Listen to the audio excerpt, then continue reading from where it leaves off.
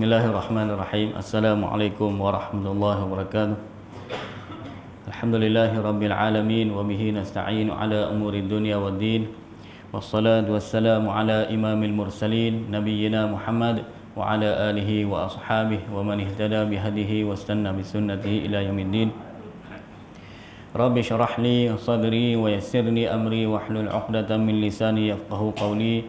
Subhanaka la 'ilma lana illa ma 'allamtana innaka antal alimul hakim wa la hawla wa la quwwata illa billahil aliyyil 'azim. Qala Allah Ta'ala fi kitabihil aziz, a'udzu billahi minasyaitonir rajim.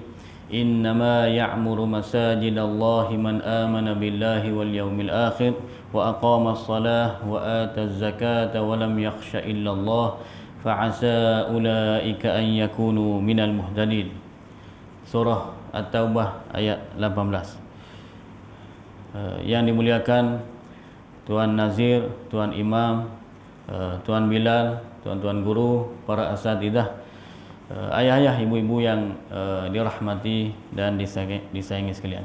Alhamdulillah kita bersyukur kepada Allah Subhanahu wa taala kerana Allah masih lagi memberikan keizinan kepada kita, mengizinkan untuk kita bernafas hidup pada hari ini, alhamdulillah, dan kita dapat menjalankan tugas-tugas kita, dan Allah juga memudahkan kita untuk datang menggerakkan sendi-sendi kita untuk datang mengimarahkan rumah Allah pada malam ni. Sebelum saya pergi jauh, saya introduce dululah, memperkenalkan diri saya. Saya Abdul Basir bin Mahdi, berasal daripada, bukan warga Perlis lah, daripada Kelantan.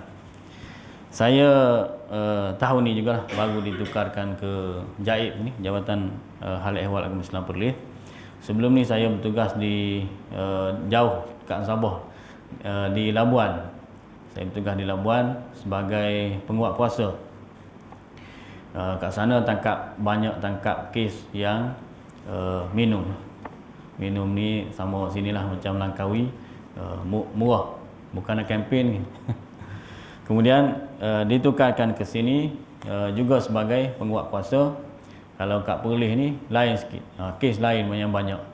Kalau nak tahu, PM.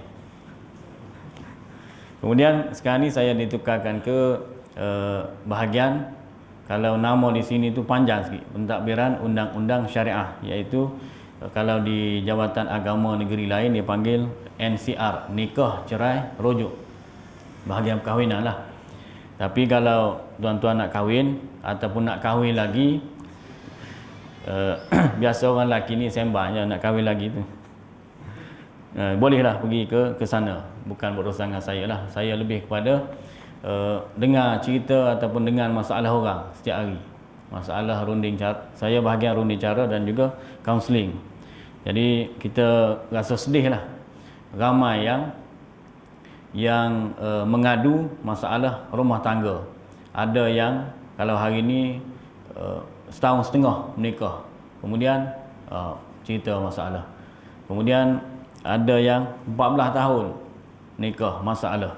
Ada yang 26 tahun, masalah. 30 tahun dah menikah, nak berpisah juga. Sepatutnya lagi lama, lagi faham, lagi baik ataupun lagi mudah, lagi bertolak ansur, banyak bertoleransi. Tapi itulah, 30 tahun pun tak faham lagi. Dia kata sabak lama dah, lama duk pendam, nak lepas lah. Apa ni yang perempuan, bini, isteri tu kata sabak lama dah, jadi tak ada rasa apa dah tawak dah, tak boleh dah. Apa ni, sepatutnya tidak begitulah. Sepatutnya lagi lama, lagi baik, lagi rapat. Dulu susah sama-sama, kemudian senang sikit sama-sama. Itulah orang kata isteri ni ataupun perempuan ni diuji ketika susah. Kalau dia tahan, boleh bertahan dengan suami. Masa susah, insya-Allah bahagia. Suami pula diuji bila dia senang, bila ada income banyak sikit berkat perkahwinan. Dulu income payah mungkin 1000 lebih. Bila dah naik 10,000 ni, matanya luas. Matanya radarnya pula jadi semakin luas. Duk tengok pula janda-janda lah. Orang sini panggil orang bujang. Samalah di Kelantan pun dipanggil cuma dari sudut sebutan orang bujang. Sini orang bujang minat. Ini bukan nak cerita pasal kahwinan, cuma sedikit pasal apa yang kita duk dengar hari-hari. Jadi pesanan untuk yang tu sama-samalah kita jaga keluarga kita, anak-anak kita, cucu-cucu kita yang dah kahwin tu, jaga betul-betul. Dan asas ataupun modal rukun utama dalam perkahwinan ni, yang saya ni baru 8-9 tahun je, yang ayah-ayah ibu-ibu ni dah lama.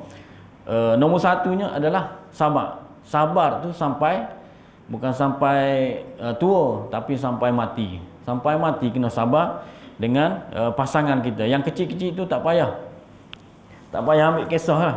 Contohnya pasal lambat masak ataupun mesin basuh rosak. Itu pun benda kecil-kecil je, tak perlu dijadikan sebab untuk mengadu ke pejabat agama.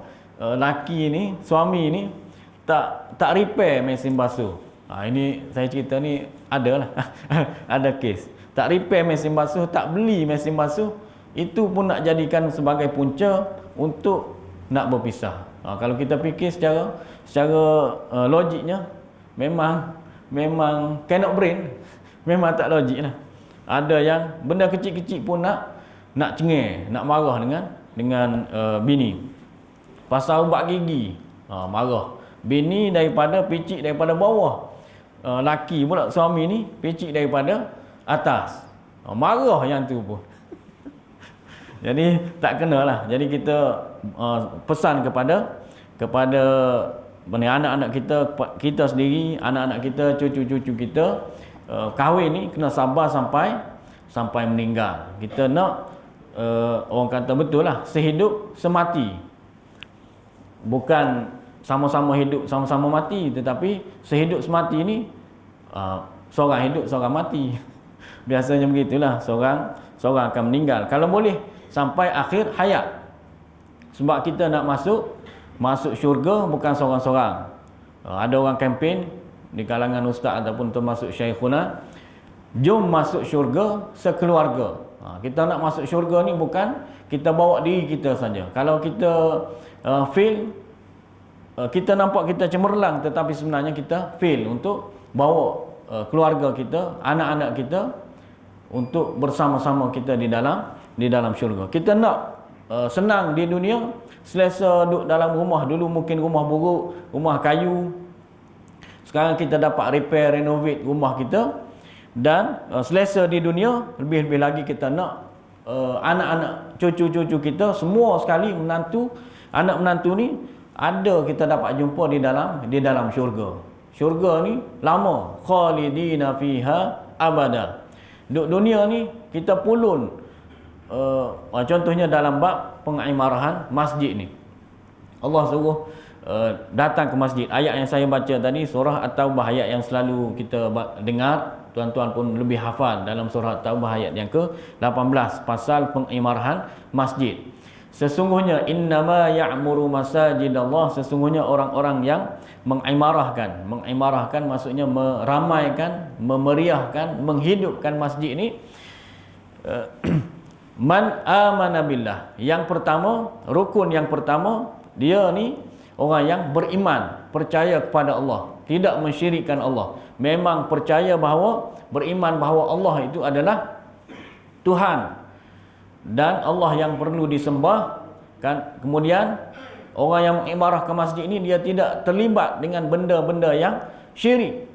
Benda-benda yang syirik, bila kita sebut syirik ni benda yang besar lah, tetapi dalam masyarakat kita ada unsur-unsur kesyirikan.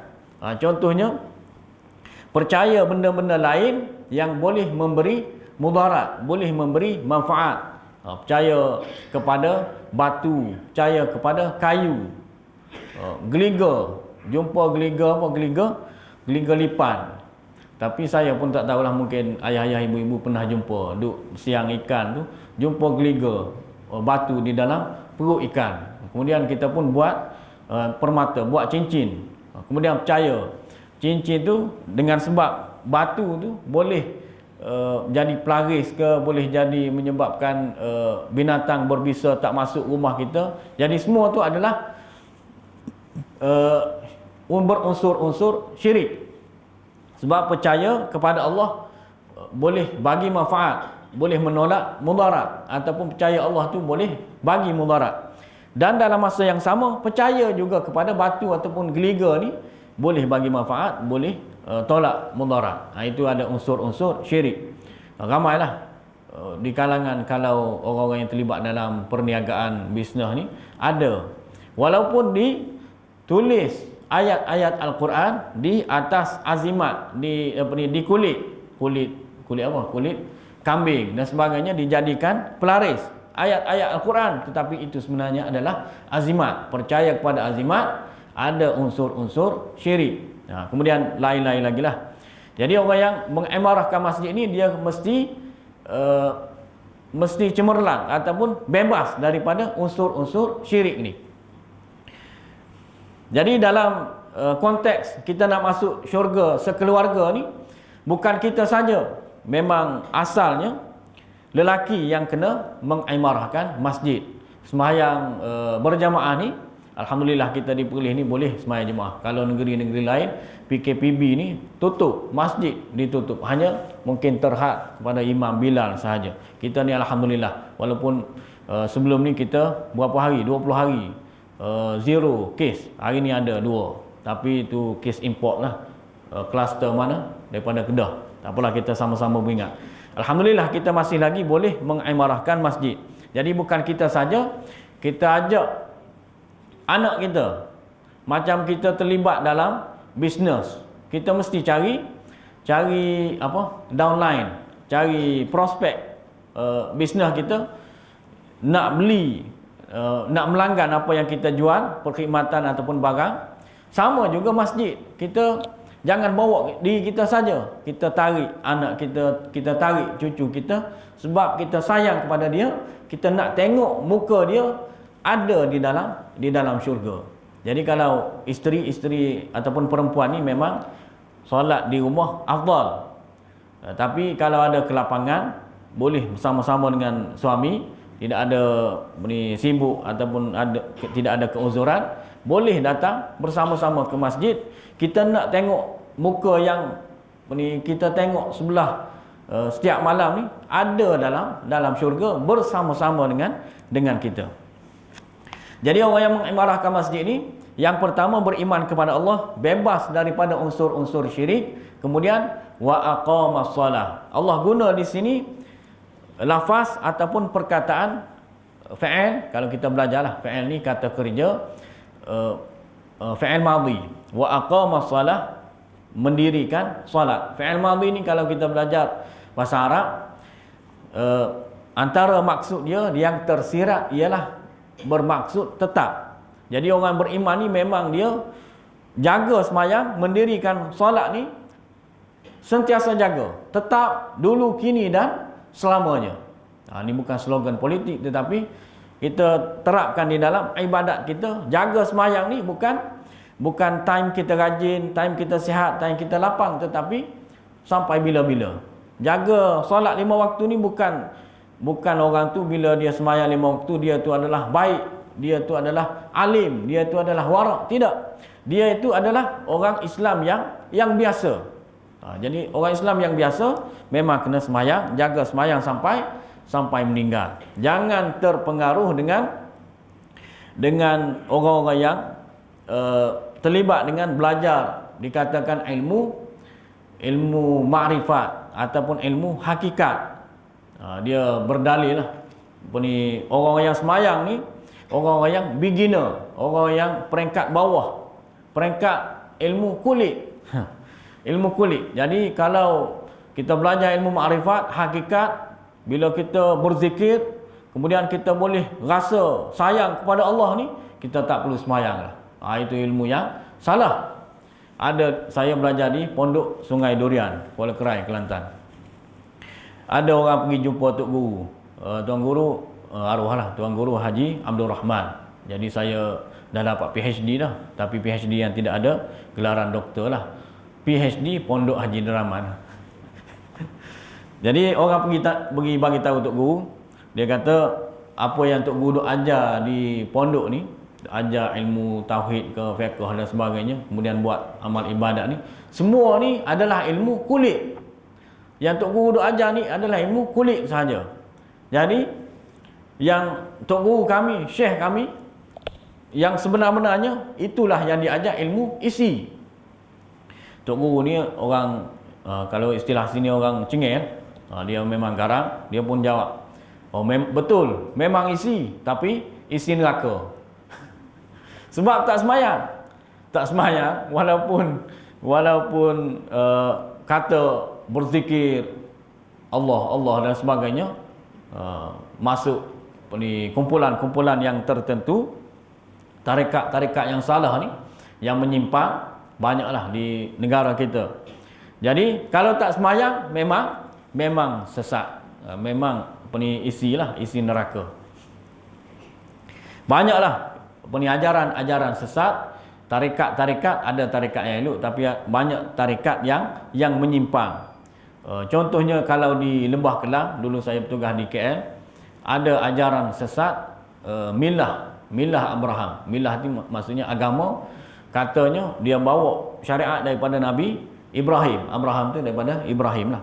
Jadi kalau kita nak kenal, mungkin tuan-tuan akan pergi ke KL bila dah habis PKP apa semua, dah habis COVID, semua dah normal, pulih.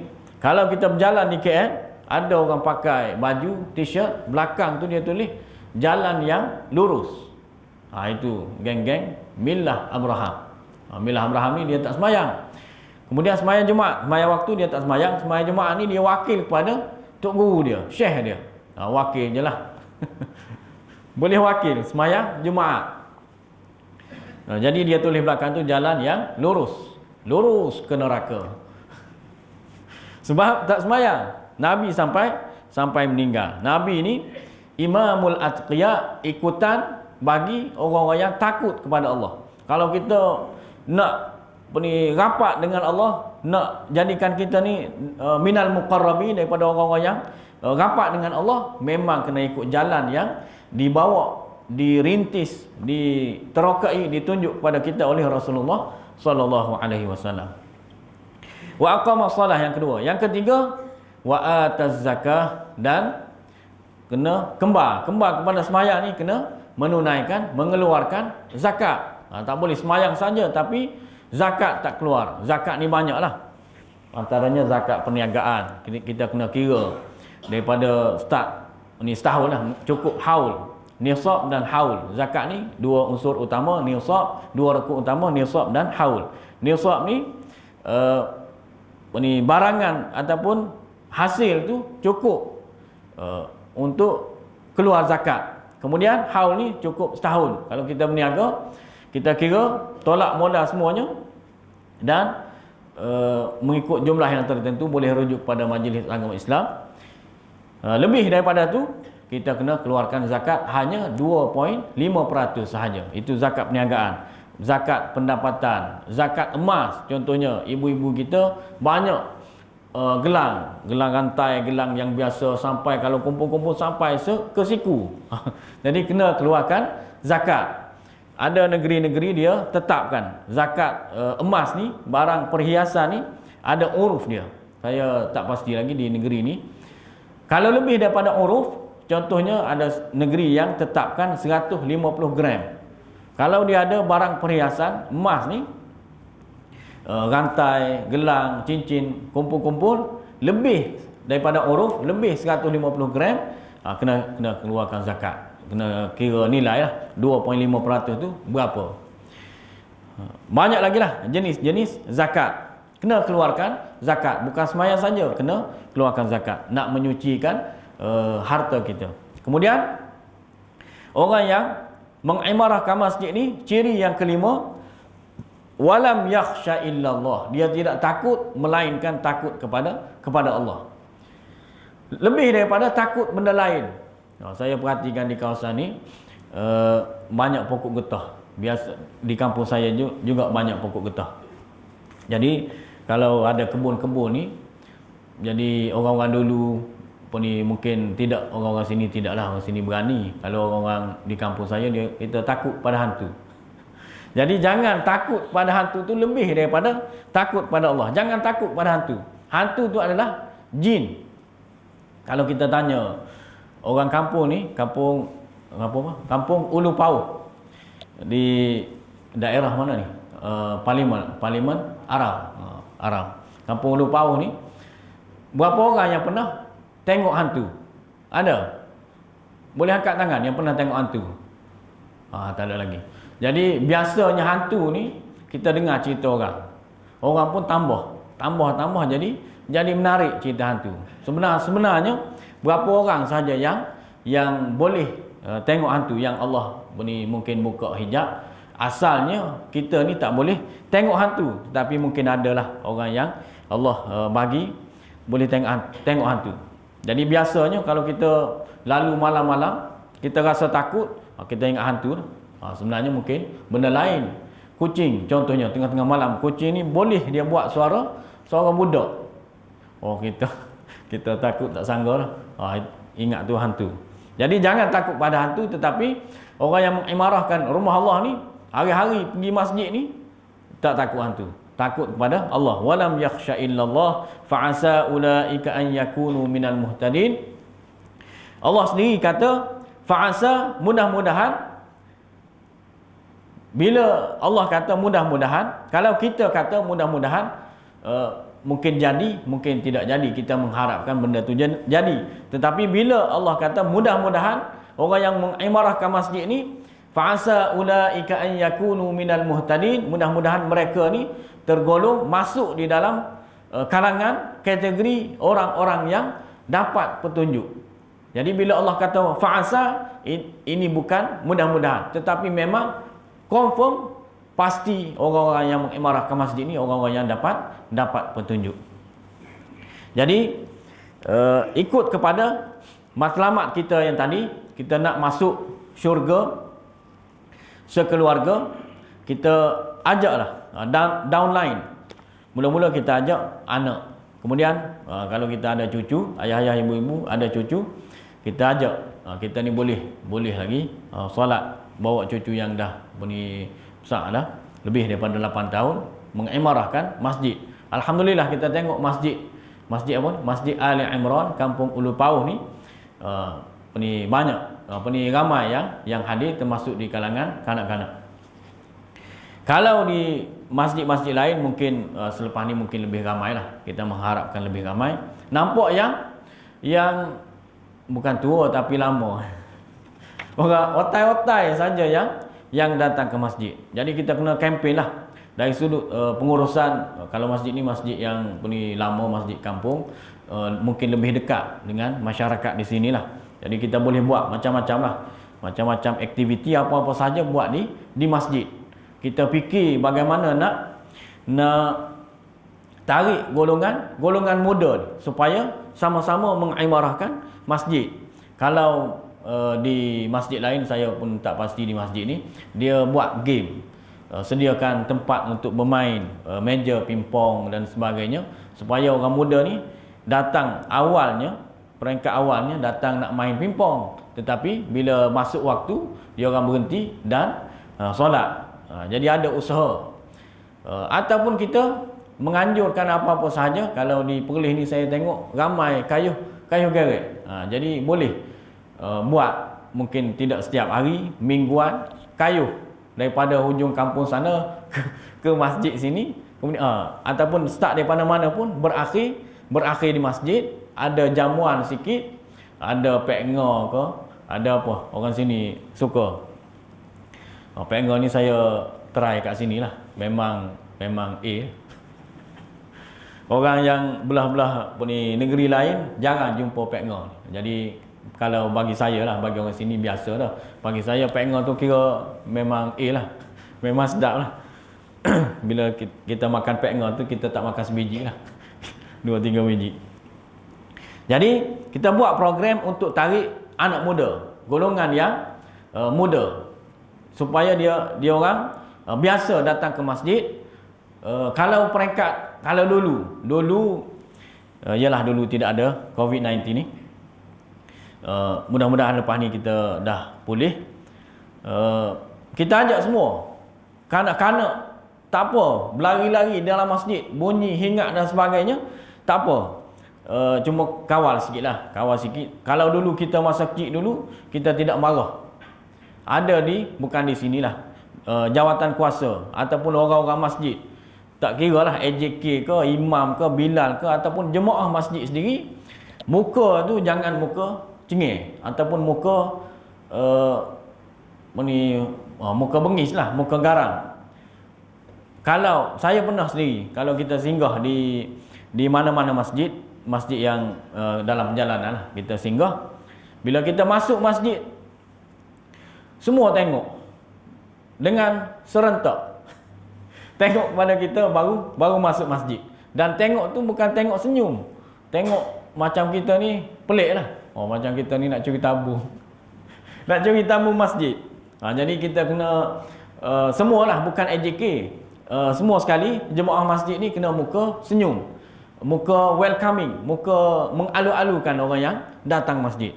Jadi kalau kita muka macam tu, jadi orang pun jadi fitnah lah. Orang kata malas lah pergi masjid. Kita pergi masjid nak solat macam kita nak mencuri tabung. Jadi kita kena senyum lah, senyum ni, walaupun orang kata muka kita memang dah macam tu dah, kita adjust lah, jadi muka yang lebih mengalu-alukan orang, supaya lebih jinak, lebih rapat dengan masjid. Kemudian dari sudut asalnya di masjid ni, fungsi utama masjid ni adalah untuk ibadat. Yang utamanya, peranan masjid ni untuk berhimpun, untuk sama-sama solat berjamaah. Kemudian fungsi yang tidak kurang penting juga, yang penting juga hari ini ialah pusat. Kita jadikan masjid ni pusat ilmu. Mungkin boleh jadikan masjid sebagai pondok. Alhamdulillah lah, di Perlis ni banyak guru-guru yang mengajar di masjid, guru takmir, guru majlis. Kemudian ada mungkin yang masjid panggil. Dan kalau bagi saya lah, saya suka guru-guru yang mengajar ni dia berkitab.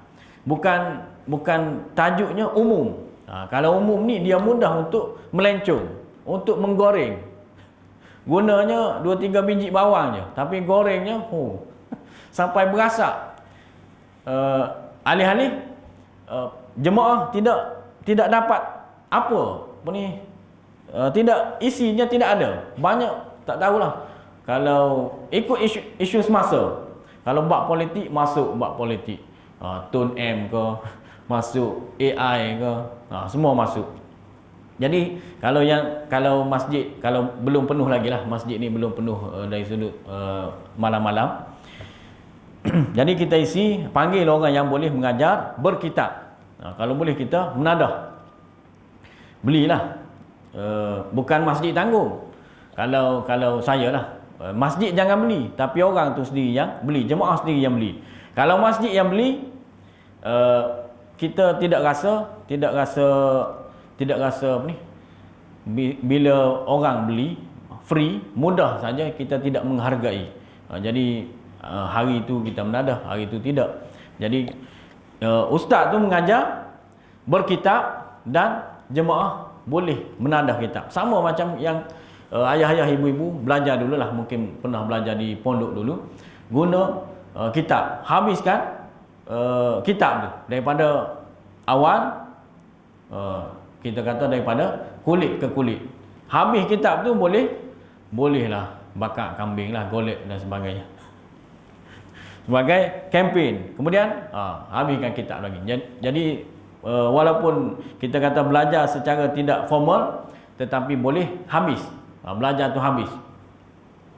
Kemudian kita pelbagai pengajian di masjid, bukan cerita pasal tafsir saja, bukan hadis saja, bukan fiqh saja, pelbagai.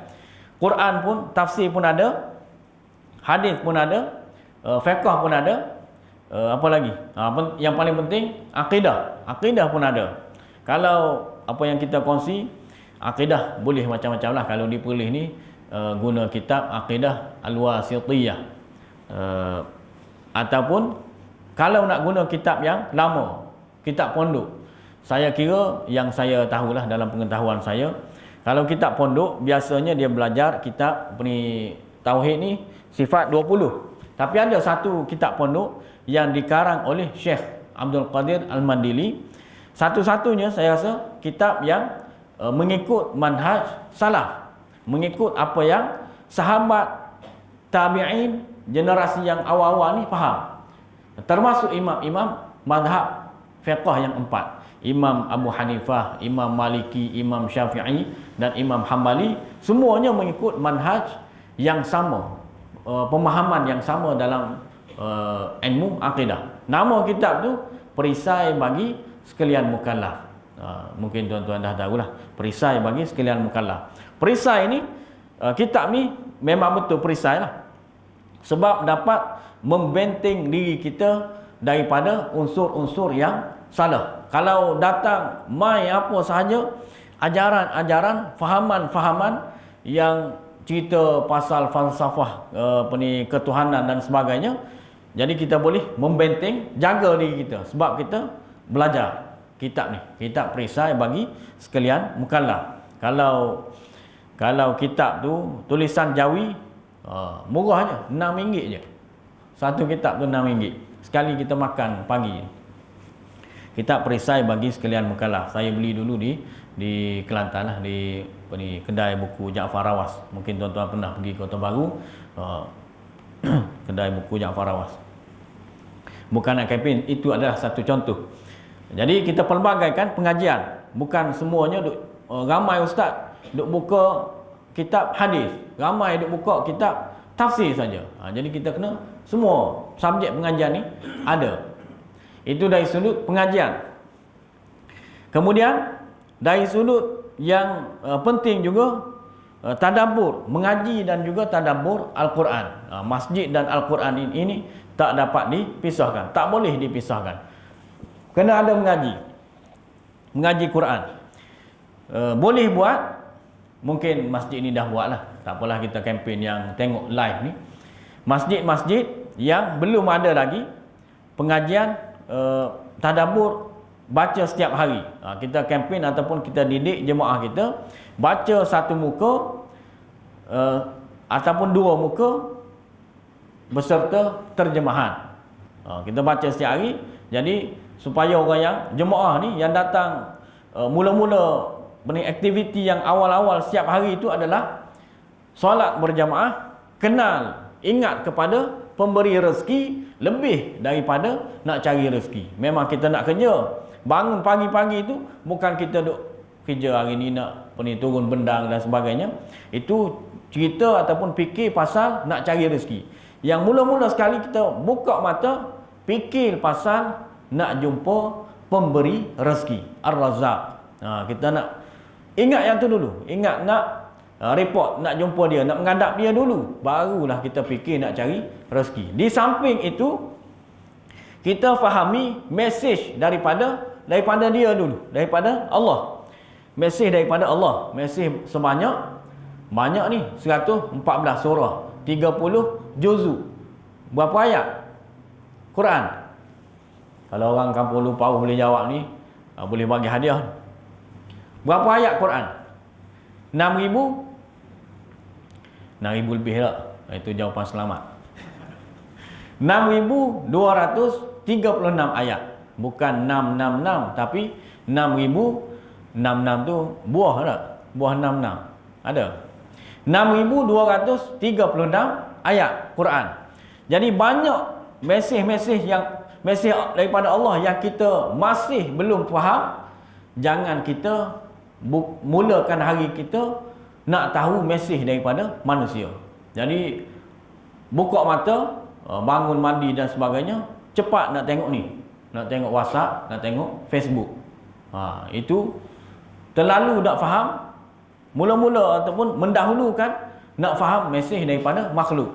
Tak kira lah yang duk galik, duk tengok mesej, duk tengok WhatsApp ni, semua peringkat ada, daripada muda, budak, remaja, orang dewasa ataupun orang tua, semuanya kalau tak jaga, tak kawal, memang galik duk tengok ni, duk tengok WhatsApp, duk tengok Facebook.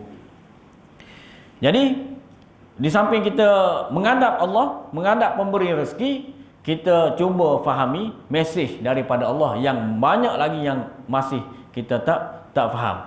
Jadi mudah-mudahan kita didik jemaah kita, orang kampung kita, ahli qaryah kita dengan benda-benda begini, jadi masyarakat pun jadi elok, jadi tak ramailah orang kampung Ulu Pauh ni pergi ke pejabat agama mengadu nak berpisah dan sebagainya, sebab kita didik dengan cara mengikut Islam, cara berjumpa, menghadap Allah dulu, kemudian mengaji dulu.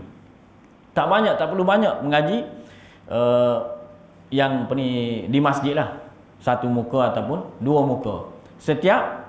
Mungkin boleh buat hari-hari kerja lah, hari pagi Isnin sampai pagi Khamis. Pagi Jumaat tu boleh serah terpulang kepada masing-masing baca surah Al-Kahfi.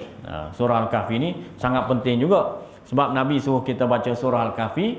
Lebih-lebih lagi kita di akhir zaman ni, supaya kita dapat hindarkan, jaga diri kita daripada fitnah, ujian yang datang daripada Dajjal. Dajjal ni belum datang lagi, cuma bunga-bunga Dajjal tu dah ada dah. Jadi kita kena hayatilah apa yang kita baca tu, surah Al-Kahfi. Surah Al-Kahfi ni ada berapa ayat? Tak ingat? Ada 110 ayat. Surah yang ke berapa? Surah yang ke 18. Tak apalah saya cerita. Surah yang ke 18 ada 110 ayat. 4 kisah kita suka dengar cerita. Sebab itulah orang yang suka cerita ni, kita suka dengar. Jadi dalam surah Al-Kahfi ni ada 4 cerita yang besar. Yang pertama surah cerita berkenaan dengan Ashabul Kahfi, insya-Allah. Ashabul Kahfi, pemuda, innahum fityatun amanu bi rabbihim wa zidnahum huda. Pemuda-pemuda yang lari, sebab tinggal mereka sahaja yang beriman kepada Allah, lari nak menyelamatkan akidah mereka. Tidur lama 309 tahun. Kemudian kisah yang kedua, kisah yang besar di dalam surah Al-Kahfi, kisah pemilik kebun yang Allah suburkan kebun mereka, tetapi mereka tetap tidak beriman. Jadi ibrah, pengajaran untuk kita, walaupun kita banyak, tuan-tuan ada kebun getah luas, bergelung-gelung, kebun ada bendang luas, ada sawah padi, semuanya menjadi yang jadi kita baca surah Al-Kahfi ni, kita belajar, kita semakin banyak rezeki, semakin dekat kita dengan Allah, semakin banyak kita buat kebajikan, bersedekah dan sebagainya. Kemudian kisah yang sangat terkenal dalam surah Al-Kahfi, kisah Nabi Musa dengan Khidir. Khidir ini tidak disebut dalam Quran, tetapi melalui Israiliyat ataupun ulama-ulama tafsir letak nama Khidir. Ada ilmu yang tidak diajarkan kepada Nabi Musa, tetapi Allah ajar kepada Khidir. Tetapi tetap Nabi Musa ni lebih mulia daripada Khidir. Sebab orang-orang yang terlibat dengan tarikat ni, tarikat yang salah lah, dia menganggap bahawa para aulia yang mereka, tok syekh mereka yang mereka anggap sebagai wali ni lebih mulia daripada Nabi. Mereka berdalilkan yang inilah. Mereka kata Khidir ni lebih mulia daripada Nabi Musa. Sebenarnya Nabi Musa lebih mulia, cuma Nabi Musa pergi jumpa tu sebab nak belajar. Kemudian kisah yang keempat dalam surah Al-Kahfi ialah kisah berkenaan dengan seorang pemerintah, raja yang tidak ada jet, tidak ada jet peribadi, tapi dia boleh pergi ke hujung dunia sana, ke ke timur, hujung dunia barat dalam masa yang singkat. Dulu nama dia ada yang letak nama Zulkarnain. Dan Zulkarnain ini juga yang berhadapan dengan Ya'juj dan Ma'juj. Kemudian dia jadikan benteng kurung dia orang ni sebab mereka melakukan kerosakan. Jadi banyaklah kajian-kajian yang dibuat di mana Ya'juj dan Ma'juj. Kita pun carilah, kita cari-cari, kita tengok kajian-kajian. Ada yang kata Ya'juj dan Ma'juj ni akan timbul di Perlis, bukan, di Mongolia. Tapi tidak ada kaitan dengan Al-Tantuya. Tidak ada kaitan lah. Jadi adalah satu kajian yang kata daripada jenis barbar.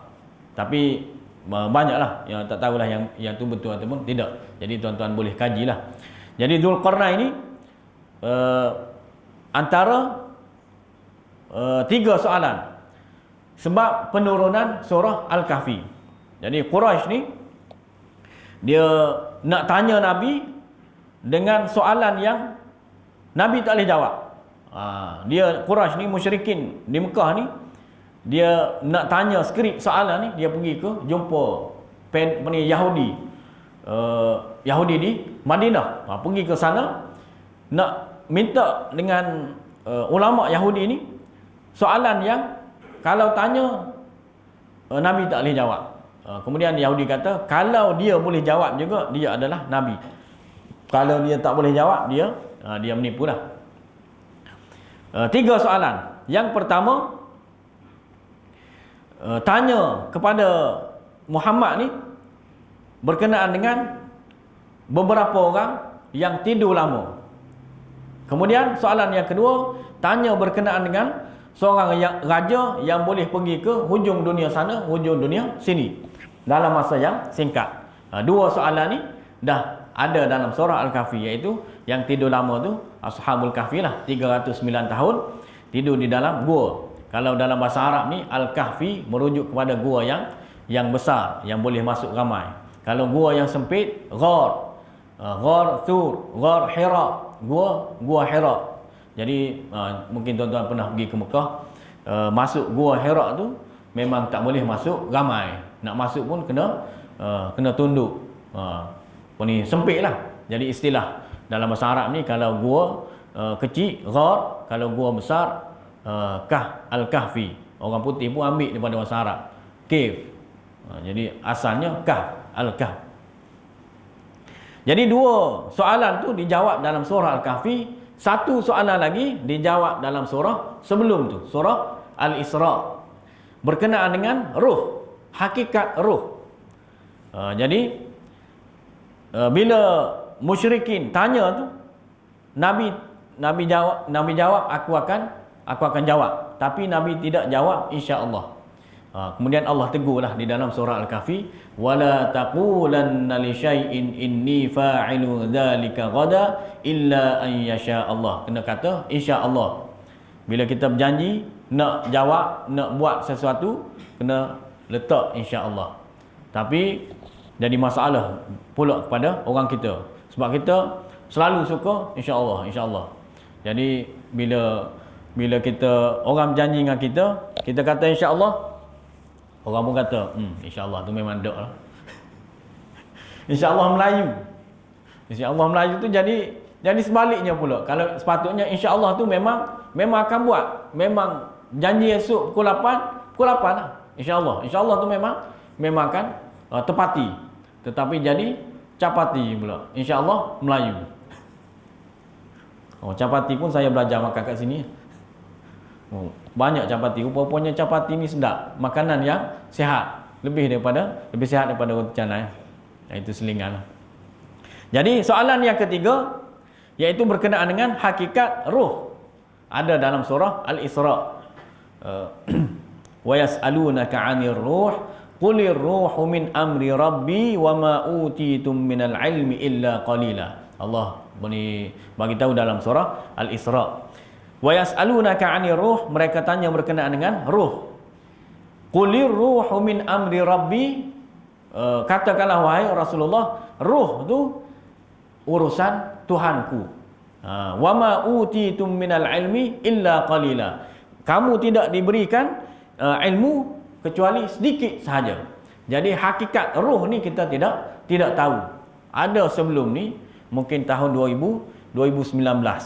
Ada orang yang dia buat seminar ataupun bengkel kepada orang-orang yang bisnes.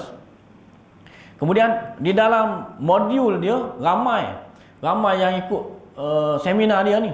Saya tak ingat ada nama dia. Sekarang ni dia dah dah deactivate Facebook dia. Dia mengajar yang salah, soul travel, pengembaraan roh. Jadi Nabi pun tak tahu hakikat roh. Dia ni boleh ajar peserta-peserta seminar yang bayar bukan 200-300, bahkan beribu seorang. Penuh satu dewan yang besar lah. Mungkin boleh muat 1000 orang. Bayar pun ni mungkin 500 orang. Berapa dia dapat? Antara modulnya soul travel. Dia mungkin bertafakur.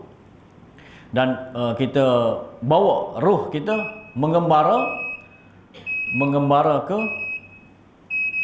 ke mana?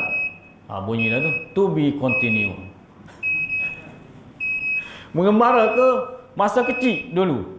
Jadi kita tanya, apa yang masa kecil dulu kita nak? Dia boleh mengembara. Jadi itu adalah sesat lah. Sebab Nabi pun tidak ajar.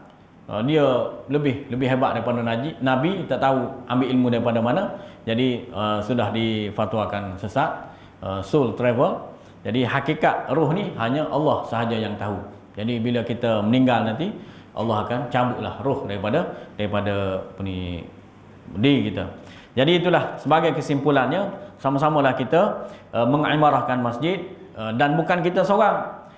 Pasal imarah ni ramai dah sebut. Cuma yang saya nak pada malam ni nak kempen supaya kita tarik ahli keluarga kita, anak kita, cucu kita, bini kita, jiran-jiran, tarik kempen supaya main sama-sama dengan kita. Kita hidup berjiran atas dunia ni dan kita nak berjiran juga dalam syurga nanti. Kita kempen jom masuk syurga sekeluarga dan kalau boleh sekampung. Itu saja. Mudah-mudahan bermanfaat untuk diri saya dan mungkin juga kepada tuan-tuan. Aqul qouli hadza wa astaghfirullahal azim li wa lakum. Wassalamualaikum warahmatullahi wabarakatuh.